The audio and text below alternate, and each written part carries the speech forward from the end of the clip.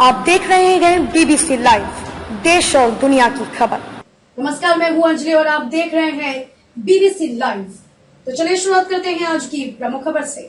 भागदौड़ और आपाधापी से भरे जीवन में शांति का रास्ता बताने लगाया गया मेडिटेशन कैंप। शहर के मंगला चौक में हुआ ओशो मेडिटेशन कैंप का आयोजन। इंसान अपने जन्म से लेकर मृत्यु तक अपने पूरे काल चक्र में तरह तरह के क्रियाकलाप करता है और जब वो अज्ञान होकर समाज के मुख्य आधार बिंदुओं से जोड़ता है तब अपनी आवश्यकता और सामाजिक गतिविधियों को परस्पर रूप से संचालन के लिए भाग दौड़ शुरू करता है और इसी आपाधापी और भगदौड़ भरे जीवन में शांति और वास्तविक खुशी का अर्थ भूल जाता है। इसी अशांति के दूर करने के लिए जगह जगह ओशो मेडिटेशन कैंप का आयोजन किया जा रहा है। छत्तीसगढ़ के न्यायधानी बिलासपुर में भी आज मंगला चौक स्थित एक निजी होटल में मेडिटेशन कैंप का आयोजन किया गया, जहां बड़ी संख्या में शहर के लोग पहुंचे और सुबह से लेकर शाम तक अलग अलग क्रियाकलापों के जरिए शांति को महसूस किया। बॉबी स्वामी की याद में कराया गया कार्यक्रम में ओशो द्वारा दिए गए 3 मूल उपदेशों को लोगों तक पहुंचाया गया। 51 साल पहले आज के दिन ही 26 सितंबर को और ओशो ने 9 संन्यास की शुरुआत की थी। उत्सव प्रेम और ज्ञान के 3 मूल सिद्धांतों को लेकर उन्होंने जीवन के सत्यता को चरितार्थ करने की कोशिश की है। अनुयायियों द्वारा इन तीनों सिद्धांतों पर ही लोगों को इस भागदौड़ भरी जिंदगी से पार पाने के रास्ते को समझाने की कोशिश की जाती है। ध्यान ही एक ऐसा रास्ता है जिसमें आदमी मूल शांति प्राप्त होता है और ध्यान के बाद उसे किसी और रास्ते की तलाश करने की जरूरत नहीं है। अंतरात्मा की खुशी और शांति को ध्यान के जरिए ही पाया जा सकता है और ओशो द्वारा समग्र विषय पर जानकारी देते हुए इसी को सबसे महत्वपूर्ण योग बताया, जिसमें दुनिया की सारी समस्याओं का निवारण किया जा सकता है। मेडिटेशन कार्यक्रम में सुबह से लेकर शाम तक लोगों ने इन तीनों ही मूल सिद्धांतों का प्रतिपादन का शांति खोजने की कोशिश की। स्वामी आनंद कांत।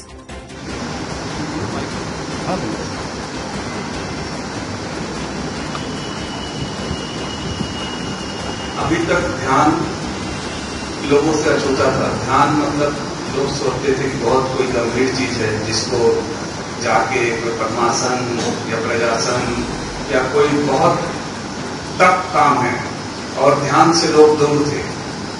ओशो के आने के बाद एक नया सूत्रपात हुआ और ओशो ने ध्यान को इतना सरल कर दिया कि लोग सहज ध्यान की ओर आकर्षित होने लगे। ये पहली ओशो की खासियत रही कि उन्होंने ध्यान को हर घर तक पहुंचा दिया और जो लोग भी अब यहाँ आते हैं ध्यान करने वो बहुत मजे लेके ध्यान करते हैं, बहुत हंसते खेलते ध्यान कर लेते हैं। तो ध्यान को बहुत सहज बना दिया ध्यान को। और दूसरी जो बात रही ओशो को कि ध्यान से अभी तक संसार को तोड़ा जाता था, तो ओशो ने वो काम खत्म कर दिया, संसार और ध्यान को जोड़ दिया आपस में। ये बहुत बड़ी खासियत रही। और तीसरी और एक खासियत रही कि ओशो ने इसमें प्रेम को भी जोड़ दिया। जो अभी तक जितने संत महात्मा जो थे प्रेम और ध्यान को अलग करते थे, बचाते थे, तो ओशो ने इसको भी उसमें इंक्लूडिंग कर दिया। विशेष तौर पे क्या है, विशेष तौर पे क्या कैसा कैसा अब लोग, भारत के लोग तो लगभग अब जानने लगे हैं ओशो को, पढ़ने लगे हैं और ध्यान शिविर में भी यूथ बहुत आने लगे हैं। पूरे विश्व में भी ओशो को लगभग सारे विश्व के देशों में ओशो को जाना जाता है, जहां भी हिंदी और इंग्लिश, जहां क्योंकि वो ओशो ने 2 भाषा का प्रयोग किया है, हिंदी और इंग्लिश का, तो जहां पर भी हिंदी और इंग्लिश लोग सुनते हैं या समझते हैं वहां तो उनको बहुत जाना जाता है, पढ़ा जाता है। दुनिया में जो किताबें बिकती हैं उसमें सबसे ज्यादा बिकने वाली पुस्तकों में ओशो की बुक शुमार है।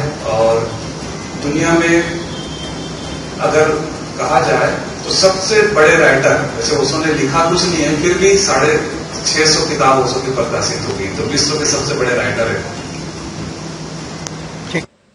खबरों में अब तक बस इतना ही। मिलते हैं फिर ऐसी ही किसी बड़ी खबर के साथ। तब तक के लिए नमस्कार और देखते रहिए बीबीसी लाइव।